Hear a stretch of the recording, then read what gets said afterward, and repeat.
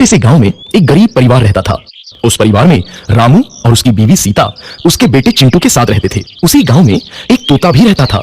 उसका नाम था रघु। वो किस्मत का धनी था। जहां भी जाता वहां किसी भी चीज की कमी नहीं पड़ती थी। एक दिन रघु उड़ते उड़ते उस गरीब परिवार के घर गया। रघु सोचता है, अरे वाह, लगता है यहाँ आज बहुत अच्छा खाना मिलेगा।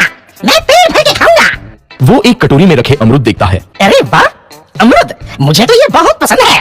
मैं तो इसे पेट भर के खाऊंगा। रघु तोता अमरूद खाने ही लगता है। तभी सीता रघु को अमरूद खाते देखती है तो गुस्सा हो जाती है और उसे वहां से भगा देती है। भाग यहाँ से, न जाने कहां से आ जाते हैं। मैं तो परेशान हो गई उनसे। सीता के भगाने के बाद रघु चुपचाप से एक कोने में रहता है।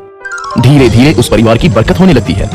एक दिन रामू और सीता खाना खाते वक्त बातें करते हैं। आजकल हमारी बहुत तरक्की हो रही है, काम भी अच्छा चल रहा है। रामू कहता है। इस पर सीता कहती है, सच कहा, भगवान हमेशा ऐसे ही हम पर मेहरबान रहे। बेटा चिंटू भी कहता है। पिताजी, मुझे खिलौना लेके दो ना, मेरे सभी दोस्तों के पास है।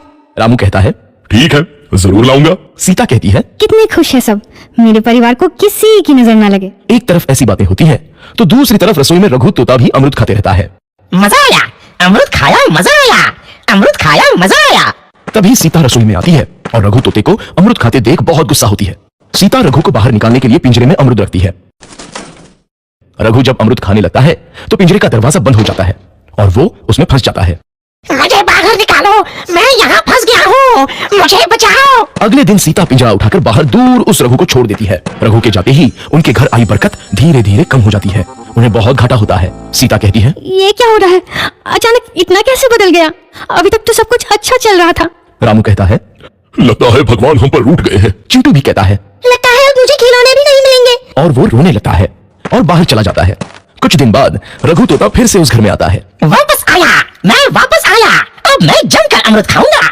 रघु सीधा रसोई घर में चला जाता है और अमरूद खाने लगता है। कुछ देर बाद सीता रसोई में आती है और रघु को देख कहती है, एक तो घर में पहले से इतनी दिक्कत चल रही है और ऊपर से ये तोता मुझे और परेशान कर रहा है। सीता रघु को वहां से भगा देती है। रघु उड़कर किसी कोने में छुप जाता है। कुछ दिन बाद धीरे धीरे उस घर की बरकत वापस आने लगती है। काम भी अच्छे से चलने लगता है। एक रात जब रघु तोता अमरूद खाने जाता है तो पिंजरे में फंस जाता है। ये लोग आखिर चाहते क्या हैं? एक तोते को शांति से अमरूद खाने क्यों नहीं देते? मैं कौन सा चोरी कर रहा हूँ, बस अमरूद ही तो खा रहा हूँ। तभी रामू वहां आता है और पिंजरे में रघु तोते को देख उसे बाहर छोड़ देता है। ये तोता भी कितना जिद्दी है, बार बार वापस आ जाता है। जैसे ही रामू रघु को छोड़ देता है अगले दिन से फिर से उनके घर की बरकत जाने लगती है। काम में घाटा होता है।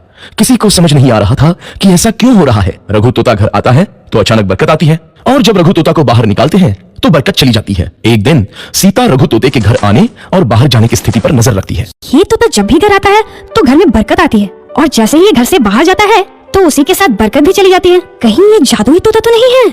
अगली बार जब ये तोता घर आएगा तो मैं इसे कहीं नहीं जाने दूंगी। सीता रघु का बहुत इंतजार करती है लेकिन रघु तोता दोबारा उस घर